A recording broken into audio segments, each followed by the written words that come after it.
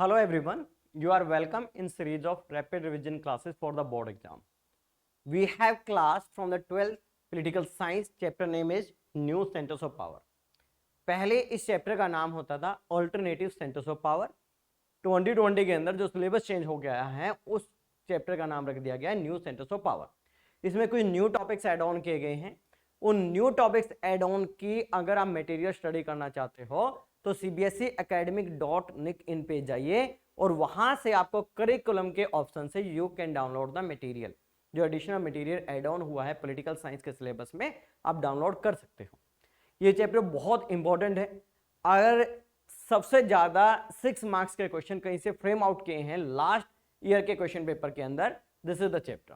तो let's see इस class के अंदर हम देखते हैं कि कौन से लास्ट ईयर के क्वेश्चंस इससे पूछे गए हैं और क्या कंटेंट हमने स्टडी करना है। Let's we start. The first thing that ये जो चैप्टर है आपका 2 एरिया को कवर करता है। पहला एरिया जो कवर करता है वो करता है ऑर्गेनाइजेशन का। हमने स्टडी करने हैं कि कौन कौन से ऐसे ऑर्गेनाइजेशन है जो वर्ल्ड के अंदर considered to be the powerful except to UNO को छोड़ के, क्योंकि यूएनओ क्या है, ग्लोबल ऑर्गेनाइजेशन है। 4 ऑर्गेनाइजेशन हमने स्टडी करने हैं। The first one European union, सबसे मोस्ट पावरफुल ऑर्गेनाइजेशन है। इससे क्वेश्चन आए हैं, लास्ट ईयर भी क्वेश्चन इससे आया था। नेक्स्ट हमारे पास है ASEAN, fourth one is the third one is SAARC और fourth one is the BRICS, Brazil, Russia, India, China, South Africa. This is the new topic add on in this chapter. Next हमारे पास क्या है, 4 countries के बारे में study करना है कि इन 4 कंट्रीज को भी क्या मोस्ट पावरफुल कंट्री या ऑल्टरनेटिव सेंटर्स ऑफ समझ सकते हैं क्या। 4 कंट्रीज के हमने इकोनॉमिक, मिलिट्री, डिप्लोमेटिक, उसका नेचुरल रिसोर्सेज, टेक्नोलॉजी, किस बिहार पे भी कंसीडर कि ये कंट्री भी वर्ल्ड पॉलिटिक्स को डोमिनेट कर सकती है यूएस के अलावा, क्योंकि यूएस तो कर ही रहा है। इसमें सबसे पहले we have to study about the China. China से रिलेटेड हमने 3 क्वेश्चन पढ़ने हैं। पहला चाइना की सोवियत इकोनॉमी को स्टडी करेंगे, इसके आउटकम्स को पढ़ेंगे। फिर यहाँ पे कुछ इकोनॉमिक रिफॉर्म्स हुए हैं उनको स्टडी करेंगे। और थर्ड क्वेश्चन जो highly repeated question can be asked, जिसको इकोनॉमिक रिफॉर्म्स बोलते हैं। थर्ड इसके अंदर जो टॉपिक है वो हम ये पढ़ेंगे कि China how it is known as the alternative centres of power. Second topic हमारे पास जो इसमें है वो हमारा देश है, इनक्रेडिबल इंडिया, अतुलनीय भारत। थर्ड कंट्री इसके अंदर रशिया। और फोर्थ जो कंट्री हम पढ़ेंगे न्यूली टेक्नोलॉजिकल एडवांस कंट्री, इसका नाम है इजराइल। एक क्वेश्चन आपका 100% बोर्ड में आएगा इस क्लास से। वो 6 मार्क्स का हो सकता है, 1 मार्क का हो सकता है, 2 मार्क का हो सकता है और या 4 मार्क का, 6 मार्क का। मोस्ट प्रोबेबली अगर किसी भी टीचर को क्वेश्चन पेपर बनाने का मौका मिलेगा तो 6 नंबर का क्वेश्चन इस चैप्टर से पिकअप करेगा, क्योंकि बहुत वाइड एरिया ये चैप्टर कवर करता है और साथ में बहुत इंपॉर्टेंट क्वेश्चंस इसके अंदर फ्रेम आउट होते हैं। सबसे पहले हमारे पास आता है यूरोपियन यूनियन। आपके पास किसी भी ऑर्गेनाइजेशन से रिलेटेड क्वेश्चन आए, सबसे पहले आपने क्या लिखना है, बेसिक इंफॉर्मेशन राइट डाउन कीजिए उस ऑर्गेनाइजेशन से रिलेटेड। यूरोपियन यूनियन आप लिखिए it is a regional organisation with common interest of the member.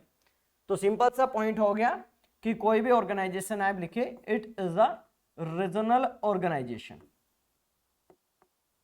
Of European countries for common interest, European countries for common interest. अब देखिए कोई भी ऑर्गेनाइजेशन जब बनता है तो सारे मेंबर्स के इंटरेस्ट उससे फुलफिल होने चाहिए।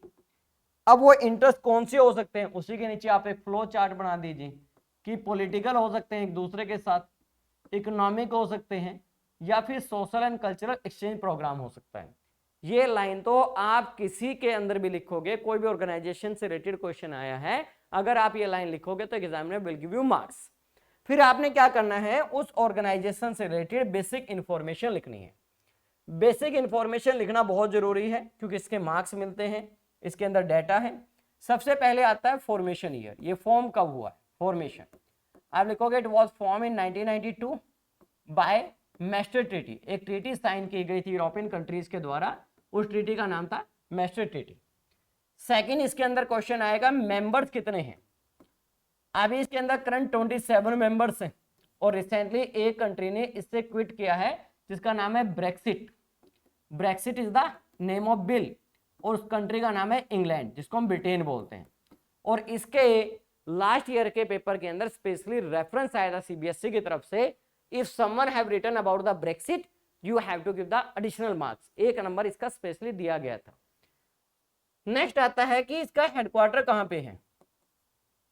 हेडक्वार्टर आप लिखोगे इसका है ब्रसल्स के अंदर। Brussels is the capital of Belgium, is the capital of Belgium. Next आप लिख सकते हो it is a political organisation. Political organisation का मतलब होता है जब कंट्रीज अपने पॉलिटिकल इंटरेस्ट के लिए कोई ऑर्गेनाइजेशन बनाती है। इसका एक क्वेश्चन भी आता है पॉलिटिकल ऑर्गेनाइजेशन से रिलेटेड। नेक्स्ट आपको स्टडी करना है history of the European Union, क्योंकि यूरोपियन यूनियन 1992 में बना था, पर इसका जो बेस स्टार्ट हुआ है वो कहां से स्टार्ट हुआ है, after the end of second world war. जैसे सेकेंड वर्ल्ड वॉर का एंड हुआ तो यहां पे क्या स्टार्ट हो गया है, कंट्रीज के बीच की जो रिवेलरीज थी यूरोपियन यूनियन की, उनको खत्म करके आपस में कोऑपरेशन स्टार्ट हुआ। अब इसमें बहुत सारे ईयर हैं, लर्न कैसे करें। लर्न करने का बहुत आसान तरीका है, आप 45 में सेकेंड वर्ल्ड वॉर खत्म हुआ है तो आप डायरेक्टली ईयर पकड़ोगे 1948, दोबारा फिर लिखे 1948, 1948 के बाद क्या आता है 49, दोबारा लिखे 1949, डायरेक्टली ईयर लिखे 1957, और फिर हमने पढ़ाई है ईयर क्या लिखना है 1992। अब ये जितने भी ईयर्स हैं उनके बारे में आप एक एक लाइन याद कर लीजिए। 1948 के अंदर एक प्लान आया था, हाईली रिपीटेड क्वेश्चन है भाई ये, Marshall plan. He was the name of army officer of USA. इस प्लान के अंदर जो सेकेंड वर्ल्ड वॉर से कंट्रीज को इकोनॉमिक क्राइसिस आए थे, इकोनॉमिक क्राइसिस से बचाने के लिए यूएसए ने वेस्टर्न यूरोपियन कंट्रीज को फाइनेंशियल एड दी थी। तो सिंपल सा हो गया financial aid by USA to किसको, वेस्टर्न यूरोपियन कंट्रीज को। The reason is behind due to the cold war USA अपना इन्फ्लुएंस बनाना चाहता था कहां पे, वेस्टर्न यूरोपियन कंट्रीज में। 1948 में इसी फाइनेंशियल एड को आपस में चैनलाइज करने के लिए यूरोपियन यूनियन ने, सॉरी यूरोपियन कंट्रीज ने एक ऑर्गेनाइजेशन बनाया, इसका नाम रखा OEEC। बहुत आसान है, O for organisation, E for European, पैसे आ रहे इकोनॉमिक, C फॉर कॉपरेशन। किसके लिए भाई, cooperation on economic issues, cooperation on economic issues by European countries. 1949 के अंदर यूएसए ने एक ऑर्गेनाइजेशन बनाया था, उसका नाम था नेटो, और इसमें ज्यादातर यूरोप की ही कंट्रीज थी। नेटो क्या है, it was a military alliance form by USA, जिससे यूरोपियन कंट्रीज ने ज्वाइन किया तो उनके रिलेशनशिप के इंप्रूवमेंट हुई। Military alliance by USA during the cold war. अगला ईयर है 1949, ओ को निकाल दीजिए, नहीं सॉरी यहां पे आएगा काउंसिल ऑफ यूरोप। क्या आएगा, काउंसिल ऑफ यूरोप। जो काउंसिल ऑफ यूरोप है, काउंसिल क्या होता है, हमेशा पॉलिटिकल इंटरेस्ट के लिए होता है, cooperation on the political issues. Political issues क्या है, अगर दो कंट्रीज के रिलेशन बहुत अच्छे करने हैं वो तभी होंगे जब कंट्रीज के पॉलिटिकल हेड एक दूसरी कंट्रीज में विजिट करेंगे, एक दूसरे के साथ अच्छे रिलेशनशिप मेंटेन करेंगे। अब आता है 1957, यहां पे ओ को निकाल दीजिए, EEC ले आइए बस। E फॉर वही यूरोप है, E फॉर इकोनॉमिक है, C फॉर कॉपरेशन नहीं है, यहाँ पे कम्युनिटी है, वहां पे क्या है, कॉपरेशन है, कम्युनिटी। इसके अंदर the country decided to the cooperation on the 3 issues. हम एक दूसरे के साथ कॉपरेट करेंगे किसके ऊपर, फॉरेन पॉलिसीज। अगर हमारी किसी एक कंट्री के साथ अच्छे रिलेशनशिप नहीं होंगे, एक कंट्री के दूसरे भी नहीं रखेंगे, कॉमन फॉरेन पॉलिसीज। दूसरा इन्होंने बोला था कि हम क्या करेंगे, कॉपरेट करेंगे ऑन डोमेस्टिक इश्यूज पे। डोमेस्टिक इश्यूज का मतलब होता है एक दूसरे की मदद करना डोमेस्टिक प्रॉब्लम्स के लिए। थर्ड पॉइंट उन्होंने फोकस किया था कि हम एक दूसरे के साथ ज्यादा से ज्यादा ट्रेड करेंगे, क्योंकि जितना ज्यादा आपस में ट्रेड करेंगे उतना ही ज्यादा म्यूचुअल बेनिफिट होगा। 1992 का ऑलरेडी आई टॉट यू, पहले हम पढ़ चुके हैं। इससे क्या हुआ, एक ट्रीटी हुई जिसका नाम था मैस्टर ट्रीटी, और EEC कन्वर्ट हो गया किसके अंदर, यूरोपियन यूनियन के अंदर। अब कई बार वैसे क्वेश्चन आया नहीं है, पर आपको पता होना चाहिए कि मैस्टर ट्रीटी क्यों साइन हुई। मैस्टर ट्रीटी इसलिए साइन हुई थी जब 1991 में यूएसएसआर का डिसइंटीग्रेशन हो गया तो बहुत सारे PCS want to join to the EU, वो इस ऑर्गेनाइजेशन को ज्वाइन करना चाहते थे, इसलिए मैस्टर ट्रीटी साइन की गई और allow to the membership of eastern European country into organisation. तो यहां तक हमने स्टडी कर लिया। अब हम स्टडी करते हैं कि दुनिया का सबसे पावरफुल ऑर्गेनाइजेशन है, इसका नाम है EU, European Union. Why it is known as the alternative centres of power. इसको हम ऑल्टरनेटिव सेंटर्स ऑफ पावर क्यों बोलते हैं? कैसे आप कंसीडर कर सकते हो कि दुनिया के अंदर वर्ल्ड पॉलिटिक्स को ये इन्फ्लुएंस कर सकता है? इसके 3 पॉइंट है। अभी मैं आपको ऐसे पढ़ा रहा हूं पर आपने ऐसे लिखने हैं। पहला जो इसके अंदर आप लिखोगे वो लिखोगे कि इसकी इकोनॉमिक पावरफुल ये कैसे है। इकोनॉमिक के बाद हम देखेंगे इसका डिफेंस सिस्टम कैसा है। और थर्ड पॉइंट के अंदर जो हमने देखना है वो स्टडी करेंगे कि how to the European Union influence on the international level, जिसको हम बोलते हैं डिप्लोमेटिक। डिप्लोमेटिक का मतलब होता है इंटरनेशनल लेवल पे कैसे कोई कंट्री अपने नेशनल इंटरेस्ट को सर्व करता है। जैसे कि पाकिस्तान चाइना को फॉलो कर रहा है, उसको लगता है कि मेरे इंटरेस्ट को एक ही कंट्री बचा सकती है, वो कौन है? चाइना। क्यों? रीजन इज बिहाइंड, पाकिस्तान और इंडिया के आपस में क्राइसिस है। पाकिस्तान को लगता है मेरी मदद कौन करेगा? चाइना, जबकि चाइना किसी की मदद नहीं करता। चाइना अपने इंटरेस्ट के लिए पाकिस्तान को यूज कर रहा है, जैसे श्रीलंका को किया और श्रीलंका की इकोनॉमी क्रैश हो गई और श्रीलंका की लास्ट में हेल्प किसने की? इंडिया ने। हमारी करेंसी वो यूज कर रहे हैं। देखिए इकोनॉमिक में आपने कुछ नहीं करना, आपने एक वर्ड याद रखना है, second word. It has the second largest GDP in the world. Gross domestic product सबसे बड़ी किसकी है भाई? यूएसए की है। और इंडिविजुअली सेकंड नंबर पे कौन है? चाइना। थर्ड पे कौन है? जापान है। फोर्थ पे जर्मनी, फिफ्थ पे इंडिया। पर अभी क्या है? कंबाइन है। दूसरा ये बोलता है सेकंड मोस्ट पावरफुल करेंसी है और इसकी करेंसी का नाम क्या है? Euro. This is the post threat to the US dollar. Third one आप लिखोगे it has the largest share in international trade, evenly more than 3 times than USA. International trade के अंदर इसका क्या है? Largest share. फोर्थ पॉइंट के अंदर लिखोगे it has the good economic relation rest part of the world, जबकि USA के बहुत ज्यादा क्राइसिस है, इसके बहुत अच्छे रिलेशनशिप हैं, दुनिया में बहुत ज्यादा ये ट्रेड करता है और ट्रेड करने से इनको फायदा मिल रहा है जो भी कंट्री इसके मेंबरशिप है। डिफेंस के अंदर देखते हैं डिफेंस में क्या हाल है। डिफेंस की बात करें तो दुनिया के अंदर इसकी सेकंड लार्जेस्ट कंबाइन आर्मी है। पहले नंबर पे पहले नंबर पे चाइना की इंडिविजुअली, सेकंड नंबर पे इंडिया, थर्ड पे यूएसए। पर अभी ये 27 कंट्रीज की मिला दिया जाए तो सेकंड लार्जेस्ट है। नेक्स्ट वन ये बोलता है सेकंड लार्जेस्ट इन्वेस्ट करता है ये अपने डिफेंस पे, सबसे ज्यादा कौन करता है? यूएसए। थर्ड वन लिखोगे इन कंट्रीज के पास क्या? न्यूक्लियर वेपन्स है। और न्यूक्लियर वेपन्स के अंदर आप फ्लो चार्ट बनाओगे, इसके 2 मेंबर्स के पास है, एक कौन है? फ्रांस, और दूसरा कौन सा है? इंग्लैंड। और इंग्लैंड की ब्रैकेट में आप लिखोगे रिसेंटली इट इज एग्जिस्टेड, इसने क्या कर दिया? एग्जिट कर दिया है, अपने आप को हटा लिया है।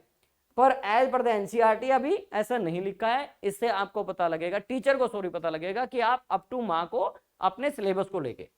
नेक्स्ट वन ये लिखोगे इसके पास क्या है? हाई टेक्नोलॉजिकल वेपन्स है। क्यों? जरूरी तो नहीं है हर चीज के लिए आप क्या करो? न्यूक्लियर वेपन्स चलाओ। अभी देखिए फ्रांस क्या बना रहा है? राफेल बना रहा है और दुनिया को बेच रहा है, पैसे अर्न कर रहा है। हमारे देश ने भी कहां से खरीदे हैं? फ्रांस से खरीदे हैं। तो 4 पॉइंट इसके हो गए। अब बात करते हैं डिप्लोमेटिक। डिप्लोमेटिक में क्या है? इंटरनेशनल लेवल पे इसका डोमिनेंस कैसे है? Permanent member. तो इसके परमानेंट मेंबर है कहां पे? Members in the UNSC. वही सेम पॉइंट 2 लिखोगे। एक मेंबर का नाम क्या है? फ्रांस, और दूसरे का नाम क्या है? इंग्लैंड। इंग्लैंड ने क्या किया? रिसेंटली एग्जिट किया है और उसका नाम क्या रखा गया है? ब्रेक्सिट। सेकेंड पॉइंट इसके अंदर क्या लिखोगे? Several non permanent member. 10 non permanent member होते हैं, 3 मेंबर यूरोप से आते हैं और ज्यादातर किसके मेंबर हैं? यूरोपियन यूनियन के हैं। ये दुनिया की सेकेंड लार्जेस्ट स्पेस एजेंसी है। स्पेस एजेंसी का मीन जो सैटेलाइट एस्टेब्लिश होते हैं, क्योंकि पूरी दुनिया सैटेलाइट से चल रहा है। इंटरनेट किससे चल रहा है? सैटेलाइट से आपका इंफॉर्मेशन, कम्युनिकेशन टेक्नोलॉजी।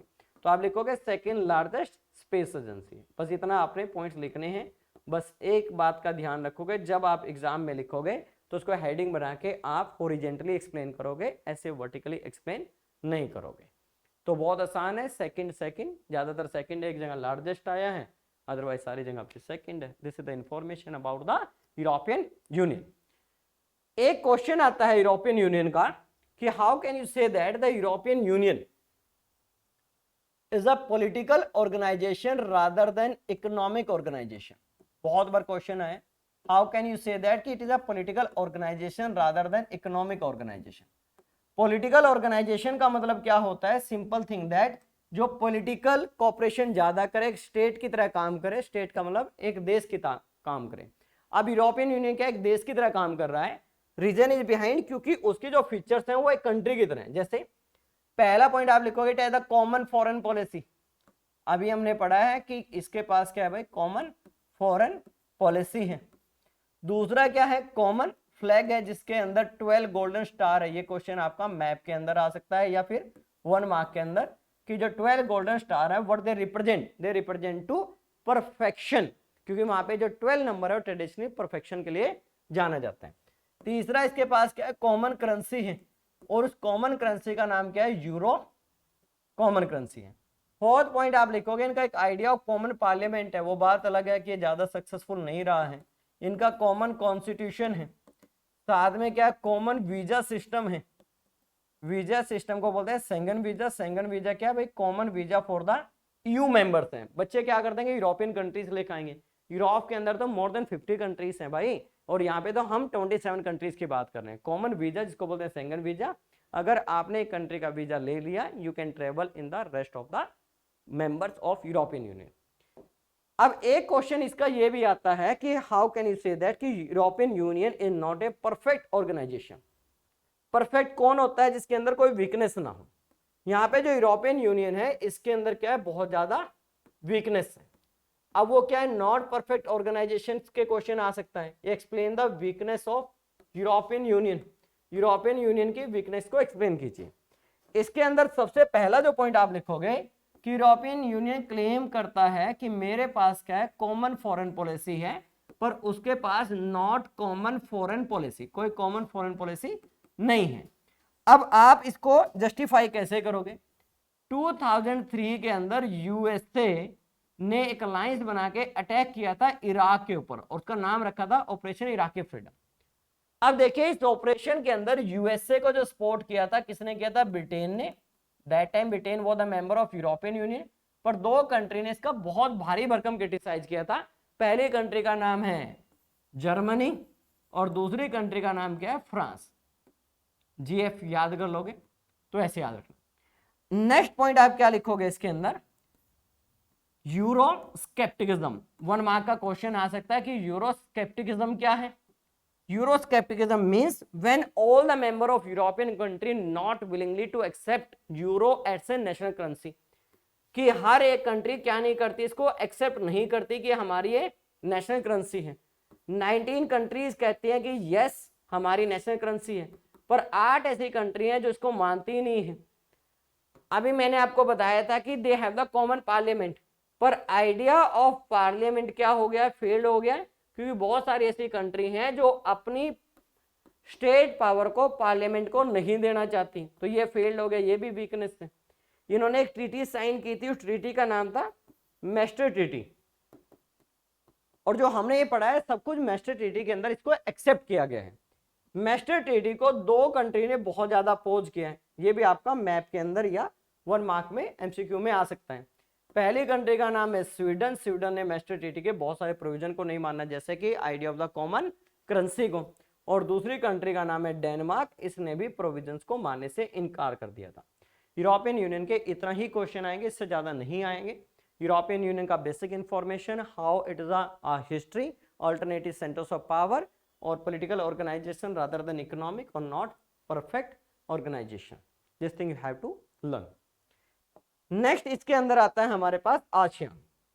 आसियान का भी ऐसे ही लिखोगे कि it is a regional organisation for cooperation among the members. तो सिंपल सी एक ही लाइन लिखोगे, ये क्या है भाई, एक रीजनल ऑर्गेनाइजेशन है, किसके लिए बना है, cooperation among the members on the political, economical, social and cultural exchange. फिर आप क्या करो, इसका बेसिक इंफॉर्मेशन लिखोगे। बेसिक इंफॉर्मेशन में सबसे पहले हमने देखा था फॉर्मेशन ईयर, आप लिखोगे it was established in 1977 to sign the Bangkok. बस ये थोड़ा ध्यान रखना, हमने वहां पे मैस्टर ट्रीटी लिखा था, यहाँ पे क्या लिखना आपने, बैंकॉक डिक्लेरेशन। डिक्लेरेशन का मतलब होता है रिटन डॉक्यूमेंट। इसके अंदर जो मेंबरशिप है वो दो तरह से याद करोगे, पहले जो मेंबर्स लिखोगे फाउंडिंग, और दूसरे क्या लिखोगे, करंट मेंबर। फाउंडिंग मेंबर इसके कितने हैं 5, करंट कितने हैं 10, लेटेस्ट जिसका मेंबर है उसका नाम है कैम्बोडिया, लेटेस्ट मेंबर। अगला हेडक्वार्टर क्या है, हेडक्वार्टर में आप लिखोगे इसका जो हेडक्वार्टर है वो कहां पे है, Jakarta. Jakarta is the name of the city of Indonesia. इसका पर्पज क्या है, इकोनॉमिक है। उसका पर्पज क्या था, पॉलिटिकल। पर्पज क्या है भाई, economic cooperation among the members. आज तक वैसे क्वेश्चन आया नहीं है कि ये बना क्यों है, पर आपको पता होना चाहिए कि इसके बनने के कारण क्या है, रीजन। रीजन जब रीजन आप लिखोगे तो बेसिकली रीजन में दो लिखोगे। पहली बात, this countries are the economically backward country, और अपनी इकोनॉमिक बैकवर्डनेस को हटाने के लिए they need to the cooperation from their neighbour country. क्योंकि अगर ये पावरफुल कंट्री के साथ इंटरनेशनल ट्रेड करेंगे तो इनको इतना ज्यादा फायदा नहीं होगा जितना नेबर कंट्रीज के साथ ट्रेड करने से फायदा होगा। दूसरा क्या था, दे have the threat from the cold war. उनको लगता था कि अगर हमने किसी मिलिट्री अलायंस को नहीं ज्वाइन किया तो बड़ा मुश्किल काम है, क्योंकि करना ही पड़ेगा, प्रेशराइज किया जा रहा था, तो उसको बचने के लिए इन्होंने अपना ऑर्गेनाइजेशन बनाया। तीसरा इनको यह डर था कि जो हमारे फॉर्मर कॉलोनियल मास्टर हैं वो दोबारा से हमें गुलाम ना बना ले, इसलिए हम कंट्रीज के अंदर क्या होनी चाहिए, यूनिटी होना जरूरी है। सिंपल क्वेश्चन आता है कि explain the objectives of ASEAN. जो आसियान है उसके ऑब्जेक्टिव्स बताइए। ऑब्जेक्टिव्स का जब भी क्वेश्चन आए, किसी का भी आए, मैं आपको 4 ऐसे कॉमन ऑब्जेक्टिव्स बता देता हूं।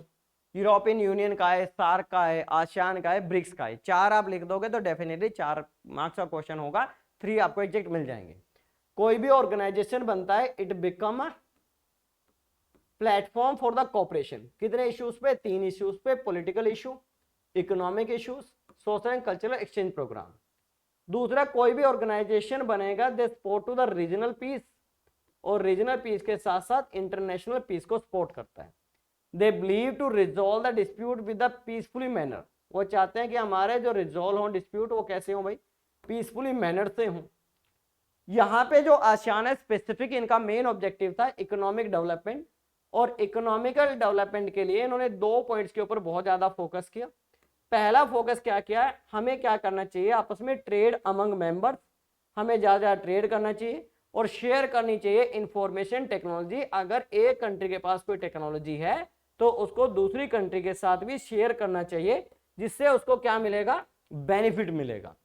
तो ये आपके ऑब्जेक्टिव्स हो गए। You can write in the European Union, SAARC में लिखिए, आसियान में लिखिए, ब्रिक्स में लिखिए, कोई ज्यादा खास डिफरेंसेस नहीं है कोई भी ऑर्गेनाइजेशन को लेके उसके ऑब्जेक्टिव। यहाँ पे एक अलग से 1 वर्ड का क्वेश्चन आता है, उसका नाम है आसियान वे। कि आसियान वे है क्या, आसियान वे क्या है, एक प्लेटफॉर्म है जिसमें कंट्री क्या कर सकती है, coordination, cooperation which is the informal. तो countries have cooperation among members, among members बस। और यहाँ पे इनफॉर्मल भी लिख सकते हो। देखिए फॉर्मल क्या होता है कि सपोज कीजिए किसी कंट्री के प्रेसिडेंट ने दूसरी कंट्री में जाना है तो वो सारे नॉर्म्स को पूरा करेगा। ये कहते हैं ऐसा करने की जरूरत नहीं है, अगर आपको लगता है कि कोई इशू है उसको डिस्कस करना प्रायोरिटी है तो यू कैन कम डायरेक्टली और we can discuss the things. This are known as the cooperation among the members which is the popularly known as the ASEAN भी। आसियान ने भी अपने आप को क्या किया, डेवलप करने के लिए जो यूरोपियन यूनियन का रास्ता था उसको अडॉप्ट किया। ये भी क्वेश्चन आता है, how can you say that कि ASEAN move on the path of the European union.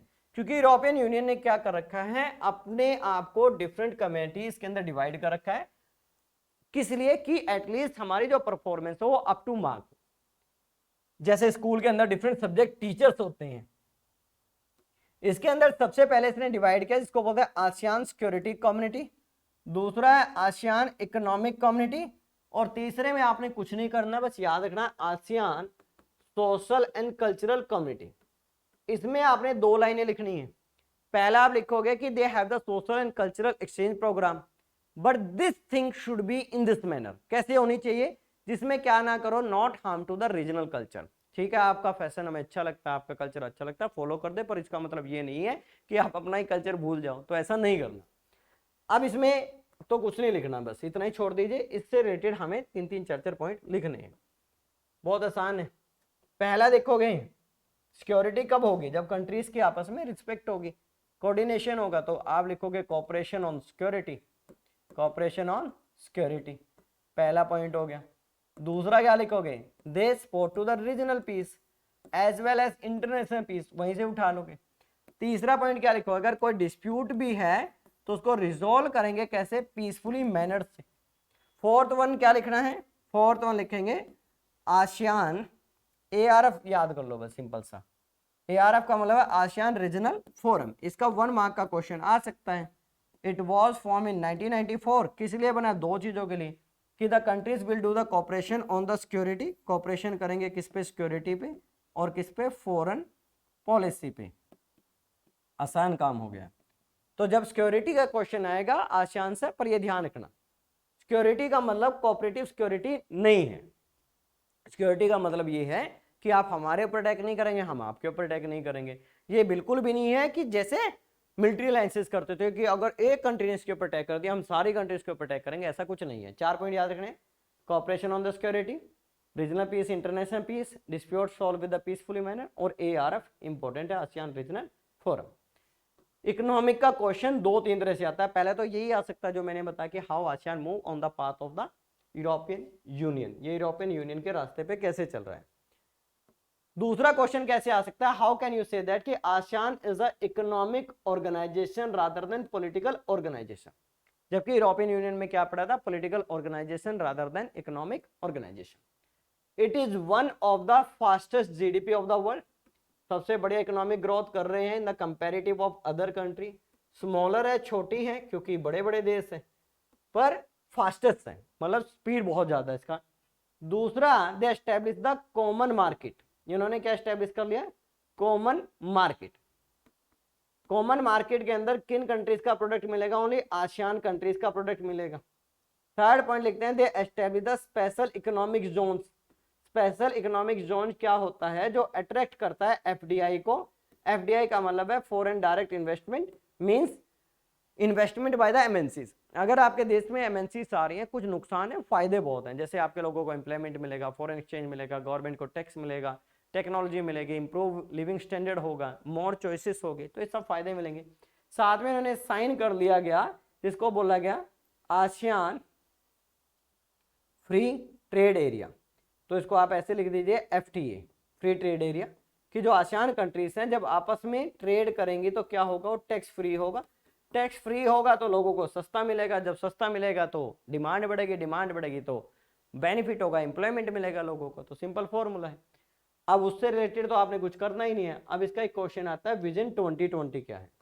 2 mark का क्वेश्चन आ सकता है। अगर 6 नंबर का क्वेश्चन आता है विजन 2020 का, फिर आपको आसियान का बेसिक इंफॉर्मेशन लिखना है और साथ में क्या लिखना है, इसकी सारी कहानी आप लिखोगे। फिर विजन 20 के अंदर 2 चीजें याद रखनी है कि ASEAN countries committed to play active role in the world politics, कि हमें क्या करना है, एक्टिव रोल प्ले करना है किसके अंदर, इन वर्ल्ड पॉलिटिक्स के अंदर।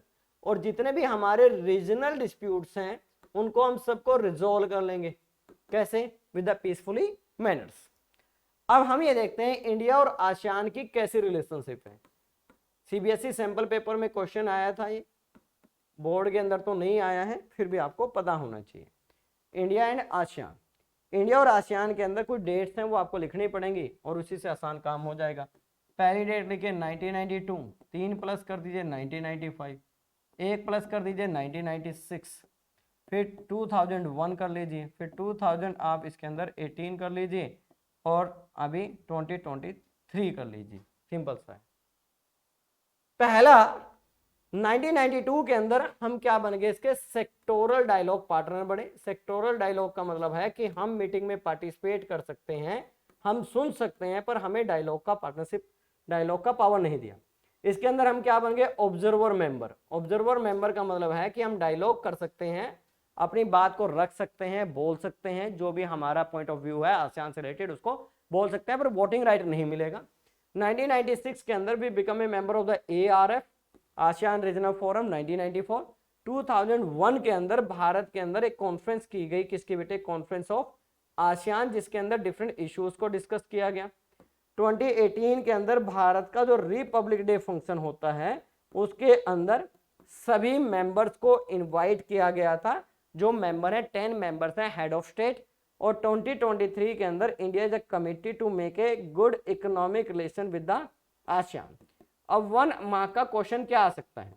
1991 के अंदर India adopted the look east policy, जिसका मतलब था India is a committee to make a good relation with the neighbour country, those are located in the east India. East का मतलब यही country, Indonesia, Malaysia, Philippine, Singapore, Brunei, Vietnam, Laos, Cambodia, this are the 10 members of the ASEAN. इनके साथ अच्छे relationship बनाने हैं 1991 में।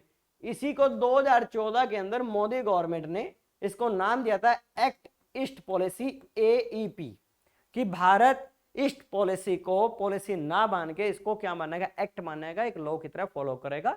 बस आसियान से रिलेटेड आपको इतना ही पढ़ना है। नेक्स्ट हमारे पास जो ऑर्गेनाइजेशन है वो कौन सा है? सार्क है।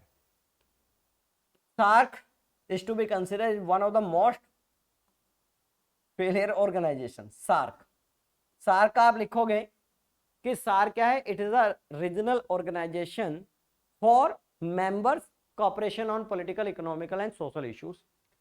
अब सार्क से रिलेटेड हमारे पास जो इंफॉर्मेशन है उसका बेसिक इंफॉर्मेशन यहाँ पे लिखिए। पहली इंफॉर्मेशन सार्क की क्या है? सार्क कब बना था? 1985 में बना। फाउंडिंग मेंबर कितने थे? 7। लेटेस्ट इसके अंदर जो मेंबर एक ज्वाइन किया उसका नाम है अफगानिस्तान, और Afghanistan is not A member of the south Asia, क्योंकि ये साउथ एशिया कंट्रीज का ग्रुप था, पर अफगानिस्तान को ज्वाइन कर लिया गया क्योंकि इसका पॉलिटिकल बॉर्डर अटैच करता है इंडिया और पाकिस्तान से। आप तो बोलोगे चाइना, हमने चाइना एक बड़ी कंट्री है, जो सार्क के अंदर उसको लिया है तो डोमिनेट करेगा, लड़ाई करा देगा। अगला बोलता है इसका हेडक्वार्टर कहाँ पे है? हेडक्वार्टर इसका काठमांडू। और ये क्या है? एक पॉलिटिकल और इकोनॉमिक ऑर्गेनाइजेशन दोनों है। हमारा ऑब्जेक्टिव रहा है कि हम इसे पॉलिटिकल बेनिफिट ले और साथ में क्या ले? इकोनॉमिक ले। अब आता है इसका लेटेस्ट समिट। लेटेस्ट समिट इसका हुआ था 2016 में इस्लामाबाद में, जिसको भारत के द्वारा बॉयकॉट कर दिया गया था। भारत के अंदर 2 बड़े अटैक किए गए थे, जिनके पीछे पाकिस्तान था। पहला है पठानकोट और दूसरा उरी अटैक हुआ था। तो इसलिए भारत को लगता है जो कंट्री भारत में टेररिज्म से स्प्रेड कर रहा है तो उसके देश में जाके हम कैसे कोऑपरेशन की बात कर सकते हैं। तो भारत ने नहीं किया और उसके बाद का कोई लेटेस्ट समिट नहीं हुआ। अगर क्वेश्चन आता है कि एक्सप्लेन द ऑब्जेक्टिव्स, आप इसके ऑब्जेक्टिव्स बताइए। ऑब्जेक्टिव्स के अंदर same point you have to write, जो हमने कहां पे लिखे थे? आसियान में लिखे थे। कोऑपरेशन अमंग द मेंबर है, regional peace, international peace, dispute resolve with the peacefully manner, क्योंकि डिस्प्यूट तो बहुत है साउथ एशिया कंट्रीज के बीच में, और believe in the international trade and the share in the information technology. अब सार्क के अंदर ए पॉइंट और आते हैं। पहला आता है इसका SAFTA, south Asia free trade area, SAFTA. SAFTA जो पास हुआ था वो 2004 में पास हुआ था, और साफ्टा का जो इम्प्लीमेंट किया गया था इट वाज डन इन 2006। पर साफ्टा क्या हो गया है? फेलियर हो गया है। और सार्क भी क्या हो गया? फेलियर। फेलियर होने के आप 4 कारण आइडेंटिफाई कर सकते हो। पहला फेलियर होने का बड़ा रीजन ये है कि कंट्रीज के बीच में बहुत ज्यादा डिस्प्यूट्स हैं। Dispute among members, if I talk about the India और पाकिस्तान, इंडिया और पाकिस्तान दोनों ही क्या हैं? मेंबर्स हैं सार्क के, और दोनों बड़ी कंट्री हैं साउथ एशिया की। दोनों के अंदर क्या है? वाटर डिस्प्यूट है, बॉर्डर डिस्प्यूट है, टेररिज्म को लेके बड़े सस्पेक्टेड है, सस्पेक्टेड बिहेव है, इंटरनेशनल लेवल पे कोई कॉपरेशन नहीं है, तो फेलियर तो होना ही है। ये सारी की सारी जो कंट्रीज हैं वो क्या है? एग्रियन कंट्रीज हैं। एग्रीकल्चर प्रोडक्ट है तो इसलिए इनके इंटरनेशनल ट्रेड बहुत कम होता है।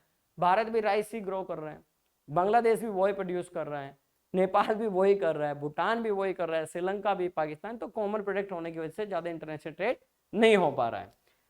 सस्पेक्टेड बिहेव है, एक दूसरे को सस्पेक्टेड नजरों से देखते हैं। अगर पाकिस्तान में कुछ बुरा होता है तो पाकिस्तान की government always blame to India. India में कुछ बुरा हो रहा है, कोई टेररिस्ट एक्टिविटी होती है, चाहे वो दूसरी कंट्री क्यों ना कराए, तो हमारा भी ब्लेम पाकिस्तान पे होता है। तो सस्पेक्ट होने की वजह से ज्यादा नहीं है। सारी की सारी जो कंट्रीज हैं या तो वो डेवलपिंग है या अंडर डेवलप है। अब 2 कंट्री के अच्छे रिलेशनशिप कब होंगे? जब उनको एक दूसरे की जरूरत होगी, एक दूसरे को लगता होगा कि हम मदद कर सकते हैं। इन सारी कंट्रीज को तो ये लगता है कि अगर हमने इंडिया से मदद लेंगे, इंडिया हमारी बहुत ज्यादा हेल्प करेगा, ट्रेड करेगा, तो हमारे इंटरनल मैटर में इंटरफेयर करेगा। तो इसीलिए वो एक दूसरे से क्या कर रहे हैं? डिस्टेंस मेंटेन करके रखते हैं। अब बात करते हैं हम अगला जो हमारा ऑर्गेनाइजेशन है जिसका नाम है BRICS, Brazil, Russia, India, China, South Africa. Same lines you have to write, पर ये आप रीजनल ऑर्गेनाइजेशन नहीं लिखोगे, आप लिखोगे it is a intercontinental organisation, क्योंकि इसके अंदर जो कंट्रीज हैं वो डिफरेंट कॉन्टिनेंट से हैं। पहली बात, ये फॉर्म कब हुआ? It is was form in the 2006, 2006 में फॉर्म हुआ।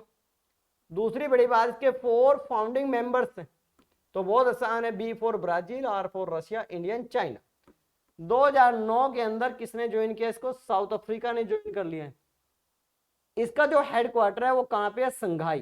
संघाई एक सिटी है, कहां पे? चाइना के अंदर। इसका जो फर्स्ट समिट हुआ, ये क्वेश्चन आता है भाई, फर्स्ट समिट कहां पे हुआ? रशिया। और उसके बाद आपने क्या करना, रशिया हुआ 2009 के अंदर। अब आपको छोटी इंफॉर्मेशन याद रखनी है कि इसके जो होते हैं हर साल होता है और एक्रोनी में होता है। एक्रोनी से आप इसके सारे समिट लिख सकते हो। लेटेस्ट समिट कहां पे हुआ?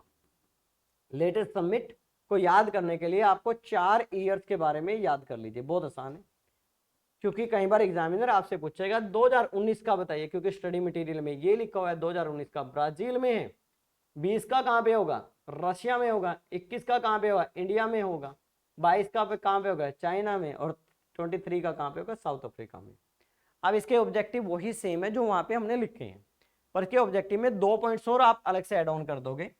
पहला इसके ऑब्जेक्टिव में लिखोगे, it has the main objective for the mutual benefit among the members. वो चाहते हैं कि हम जो ये लीडिंग इकोनॉमीज हैं दुनिया की, जो फास्टर ग्रोइंग कर रही हैं, वो आपस में क्या करें? कॉपरेट करें, और जिससे म्यूचुअल बेनिफिट हो। म्यूचुअल बेनिफिट किस में हो सकता है? जब वो आपस में ट्रेड करेंगे, एक दूसरे के साथ एजुकेशनल रिसर्च प्रोग्राम करेंगे, टेक्नोलॉजी शेयर करेंगे। एक और इसका मेन ऑब्जेक्टिव है कि जो ग्लोबल इकोनॉमिक इंस्टीट्यूशन है, वर्ल्ड बैंक और IMF, इनको क्या करना है? हमें रिफॉर्म करना है, क्योंकि यहाँ पे सबसे ज्यादा पावर किसके पास है? USA के पास है। तो main objective to reform to global economic institution. Global economic institution कौन से है? वर्ल्ड बैंक एंड IMF है। तो आप ये लिखोगे। अब क्वेश्चन ये भी आ सकता है, BRICS is the known as the most powerful organisation of the world. ये कैसे हो सकता है? बेसिक इंफॉर्मेशन लिखिए। उसके बाद लिखिए 43% वर्ल्ड की पॉपुलेशन को ये शेयर करता है, अबाउट 30% GDP को शेयर करता है। इसके 2 मेंबर चाइना और Russia the permanent member in the UNSC है। और तीसरी जो सबसे बड़ी बात कि US और वेस्टर्न यूरोप से कोई भी इसके अंदर मेंबर नहीं है। तो you can write about the BRICS. अब हमारे ऑर्गेनाइजेशन कंप्लीट हो गया। कंट्री में थोड़ा ही समय लगेगा, एक ऐसा फॉर्मूला आपको बताऊंगा, बहुत इजीली आप उसको लर्न कर पाओगे। पर हमें चाइना को सही तरीके से स्टडी करना पड़ेगा, क्योंकि चाइना का क्वेश्चन आता है। चाइना हमारा नेबरिंग कंट्री है, दुनिया का 3rd लार्जेस्ट कंट्री है। ज्योग्राफिकल एरिया में नेचुरल रिसोर्सेज की भरमार है, पॉपुलेशन की भी भरमार है, दुनिया की 2nd लार्जेस्ट GDP है, और इसके पास दुनिया का लार्जेस्ट आर्मी है, दुनिया का लार्जेस्ट मैन्युफैक्चरिंग कंट्री है, दुनिया में सबसे ज्यादा मैन्युफैक्चरिंग कर रहा है। और हमारे देश में तो बहुत ज्यादा चाइनीज प्रोडक्ट बिक रहा है। चाइना के अंदर 1949 में एक रेवोल्यूशन हुई, which is the known as the communist revolution. इससे पहली क्लास के अंदर मैं आपको कम्युनिज्म को समझा चुका हूं कि ऐसा देश जहां पे सोशलिस्ट इकोनॉमी हो और 1 पार्टी रूल हो। इसके बाद चाइना ने एक इकोनॉमी को अडॉप्ट किया जिसको बोलते हैं Soviet model of economy. Soviet model of economy वही सेम पॉइंट हो जाएंगे, स्टेट कंट्रोल इकोनॉमी होगी और साथ में क्या होगा? 1 पार्टी रूल होगा। स्टेट कंट्रोल इकोनॉमी को हम क्या बोलते हैं? सोशलिज्म बोलते हैं। और 1 पार्टी रूल को हम क्या बोलते हैं? कम्युनिस्ट सिस्टम बोलते हैं। तो चाइना ने अडॉप्ट कर लिया। ये अडॉप्ट करने के बाद चाइना के अंदर क्या आउटकम्स आए, क्या रिजल्ट आए? चाइना के सामने 2 तरह के आउटकम्स आए, कुछ अच्छे और कुछ बुरे। अब पहले तो हम ये देखते हैं चाइना के अंदर पॉजिटिव क्या आया, क्योंकि आप जीवन के अंदर कोई भी काम करें कुछ तो पॉजिटिव होगा। जैसे चोर चोरी करता है, पॉजिटिव क्या है? पैसे मिल रहे हैं। नेगेटिव क्या है? गलत है, जेल के अंदर जाएगा। बच्चा नकल करता है, उसके लिए पॉजिटिव क्या है? मार्क्स मिल रहे हैं। पकड़ा गया तो 0 मार्क होगा, ठीक है ना। तो हर चीज में कोई पॉजिटिव और नेगेटिव है, तो आप ये ध्यान रखिए। अगला क्या हुआ? कुछ ऐसी चीजें हुई जो चाइना को अच्छी नहीं लगी, नुकसान हुआ है। जैसे कि बच्चा चीटिंग कर लेता है तो ना पकड़े गया तो मार्क्स हैं, और पकड़े गया तो क्या है? 0 है। तो यहाँ पे हम देखते हैं पॉजिटिव क्या है। पॉजिटिव, अगर आपके देश के अंदर क्लोज इकोनॉमी होगी तो आप फॉरेन इंपोर्ट नहीं करोगे और आपके देश के अंदर फॉरेन एमएनसीज नहीं आएंगी। इस कंडीशन में आपका देश क्या करेगा? To control on natural resources. आपके जो नेचुरल रिसोर्सेज हैं उसको आपकी ही देश एक्सप्लॉइट करेगा और डेवलपमेंट के लिए यूज करेगा। दूसरा क्या होगा, आपके डेवलपमेंट ऑफ डोमेस्टिक इंडस्ट्रीज होगी, क्योंकि एमएनसीज तो नहीं आ रही है, देश के अंदर जो भी नीड्स है उनको कौन पूरा करेगा, डोमेस्टिक इंडस्ट्रीज। और जितना आपकी देश की इंडस्ट्रीज ग्रो होंगी उतना ही आपका जीएनपी बढ़ेगा, जीएनपी बढ़ेगा तो आपके देश की करेंसी की वैल्यू और बहुत सारे फायदे मिलेंगे। नेक्स्ट पॉइंट ये बोलता है लोगों के पास क्या थी, एम्प्लॉयमेंट थी, क्योंकि डोमेस्टिक इंडस्ट्रीज है, डोमेस्टिक इंडस्ट्रीज के अंदर हर एक व्यक्ति को काम मिल ही जाता है। और जो इसके अंदर मेन एंड इंपॉर्टेंट थिंग थी कि जो सोशलिज्म है वो क्या करता है, पब्लिक वेलफेयर करता है। जैसे हमने लास्ट क्लास के अंदर भी पढ़ा था कि सोशलिज्म की खास बात क्या है, सोशल वेलफेयर ऑफ पीपल है, the same thing is done by the here. अब बोलता है नेगेटिव क्या है, नेगेटिव ये है कि जब आप स्टेट कंट्रोल इकोनॉमी कर रहे हो और फॉरेन इंपोर्ट नहीं कर रहे हो तो उस कंडीशन में आपके देश के पास क्या नहीं है, नो लेटेस्ट टेक्नोलॉजी। तो आपके पास क्या लेटेस्ट टेक्नोलॉजी नहीं होगी जिससे आपका प्रोडक्शन और उसकी क्वालिटी इंप्रूव नहीं कर पाओगे। आपके पास फॉरेन एक्सचेंज नहीं होगा, फॉरेन एक्सचेंज का मतलब होता है फॉरेन करेंसी, क्योंकि फॉरेन ट्रेड नहीं है, पर कुछ चीजें तो ऐसी हैं जो आपको इंपोर्ट करनी ही पड़ेंगी जो आपके देश में अवेलेबल नहीं है। नेक्स्ट पॉइंट ये क्या बोलता है कि जो इकोनॉमिक ग्रोथ है, क्या भाई इकोनॉमिक ग्रोथ है और पॉपुलेशन ग्रोथ है, इन दोनों में बहुत ज्यादा अंतर हो गया।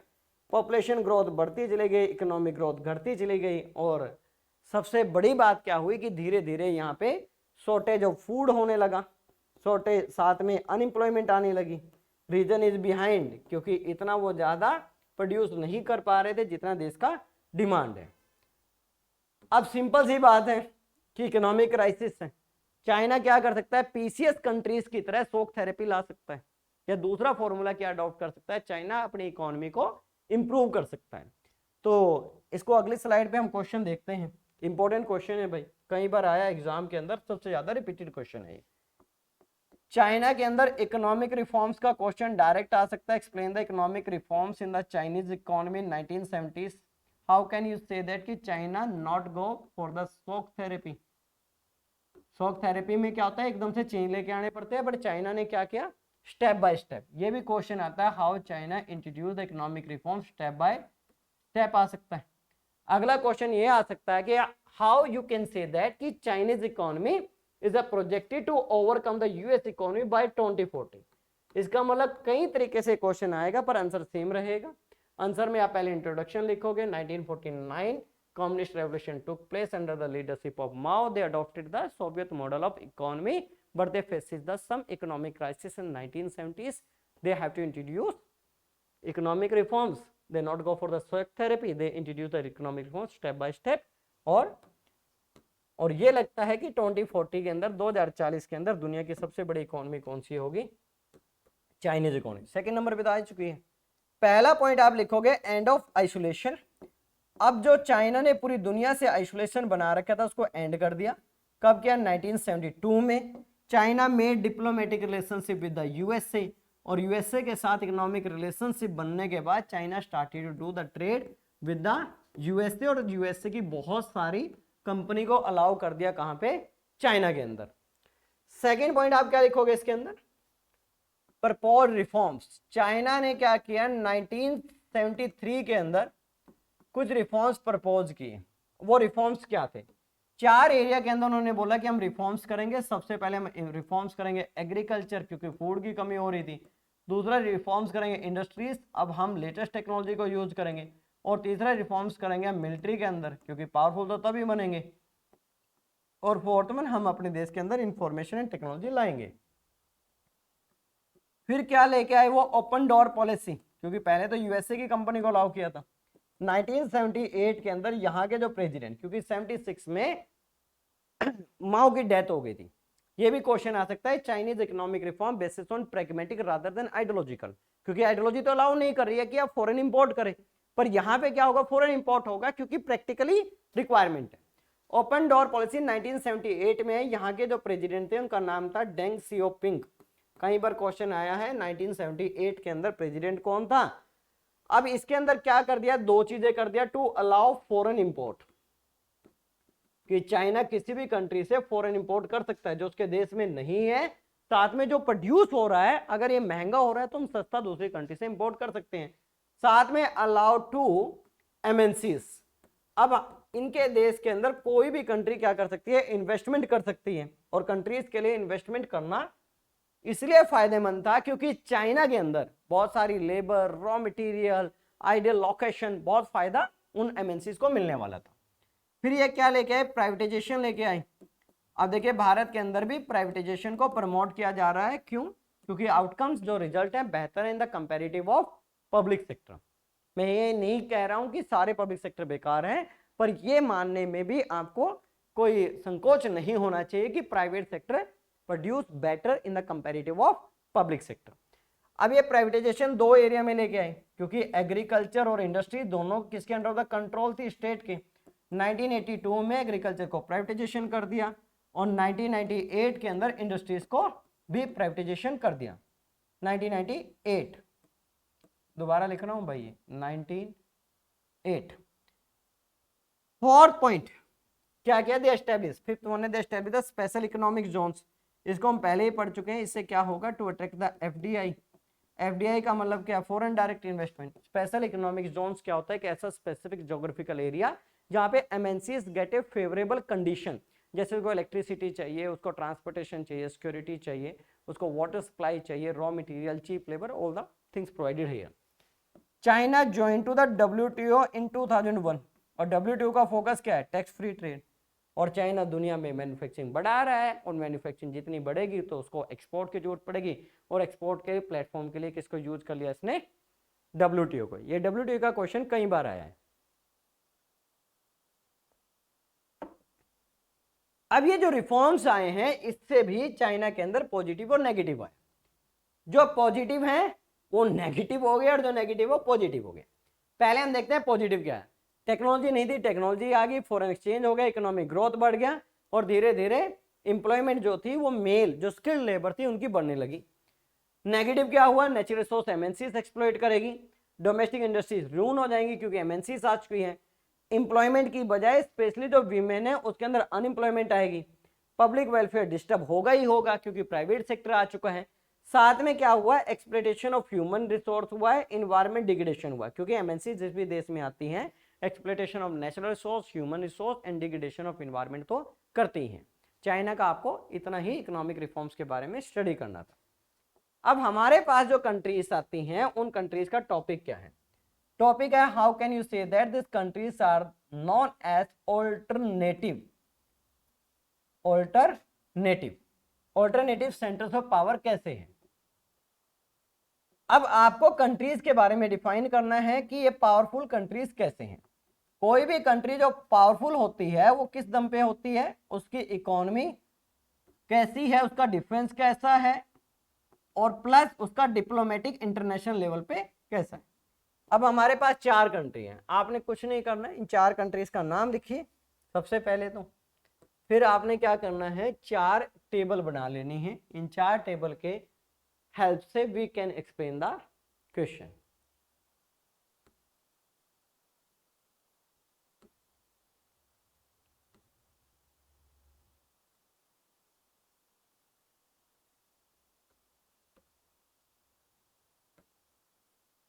पहला जो पॉइंट होगा वो इस बात को लेके होगा कि इस देश के पास नेचुरल रिसोर्स कैसे हैं, टेक्नोलॉजी कैसी है। फिर हम ये देखेंगे इसका डिफेंस सिस्टम कैसा है। फोर्थ वन इकोनॉमी और फिफ्थ वन इधर डिप्लोमेटिक। सबसे पहले हम लिखते हैं कंट्रीज के नाम, तीन कंट्रीज के नाम लिख लीजिए।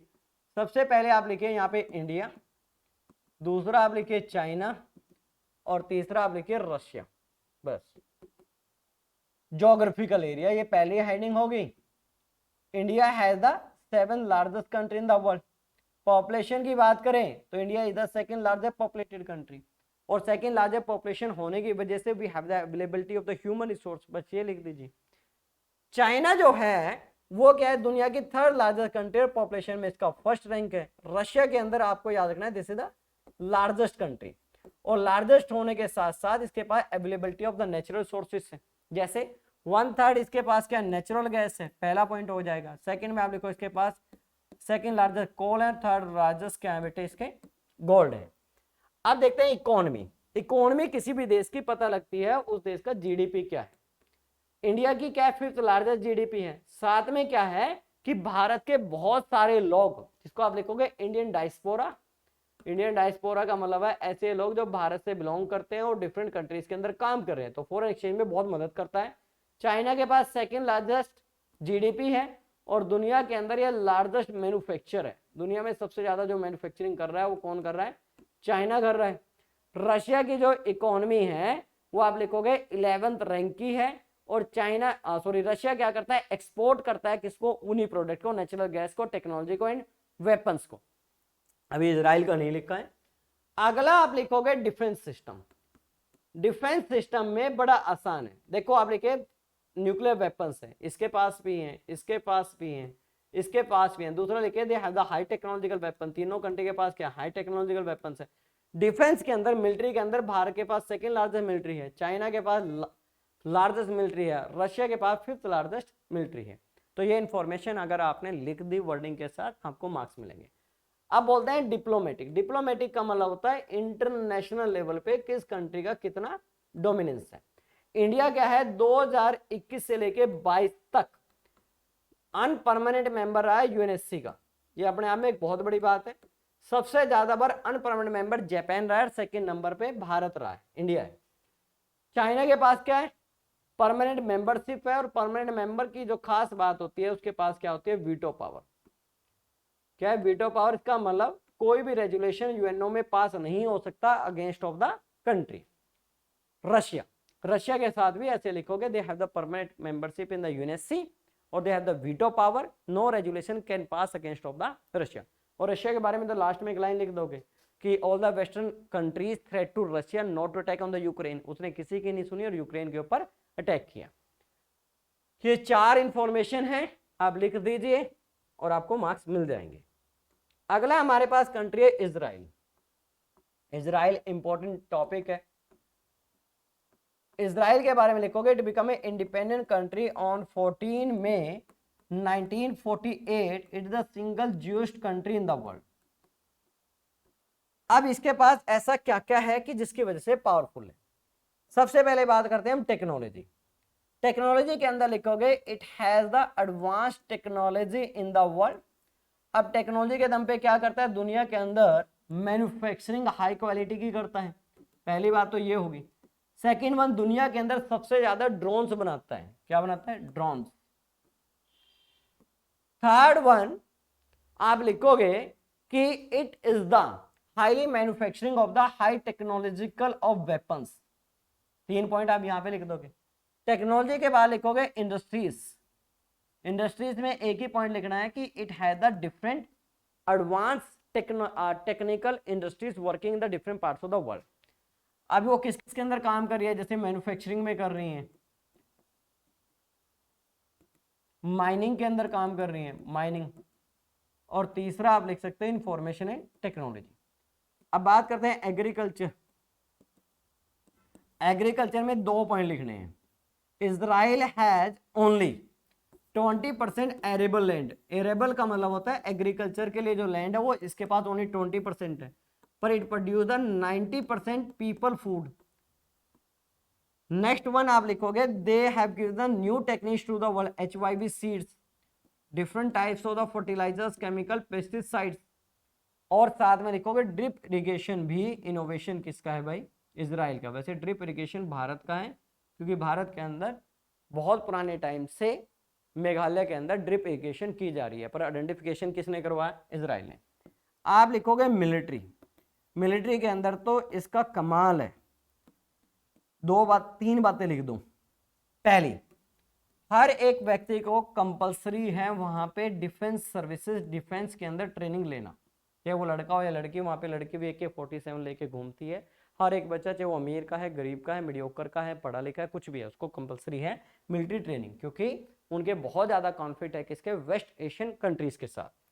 दूसरा आप इसके अंदर लिखोगे कि they have the robots on border. उन्होंने अपने बॉर्डर का जो सर्विलेंस दे रखा है, किसको दे रखा है? रोबोट्स को दे रखा है। तीसरा क्या? Dominate in the West Asia है। अब देखिए इसने बहुत सारे वॉर लड़े हैं, किसके साथ लड़े हैं? गल्फ कंट्रीज के साथ। Dominant in the West Asia. अब देखिए 1948 में इजराइल ने वो लड़ा जब ये इंडिपेंडेंट कंट्री बना, फिर उसके बाद 1967 में लड़ा, 1973 में लड़ा, बीच में भी लड़ा है, और अभी रिसेंटली 2020 के अंदर भी इसने एक वॉर छोटा सा वॉर लड़ा है, किसके खिलाफ? गल्फ कंट्रीज के खिलाफ, पर हर वॉर के अंदर कौन जीता है? इजराइल जीता है। तो आज के क्लास का कंटेंट इतना ही, आप इसको देखिए, दूसरे बच्चों के साथ शेयर कीजिए और हमारे टेलीग्राम से जुड़िए। और I make a plan to take your live classes और offline classes during your exam time. 3 दिन के लिए मैंने प्लान प्रिपेयर किया है, already we have share in your Telegram group. और आज की क्लास के अंदर जो इंपॉर्टेंट क्वेश्चंस हैं वो सारे मैंने आपको बताए, कहाँ कहाँ से सीबीएसई ने कब कब क्वेश्चन पूछा है। तो you thank you and best of luck for your exam.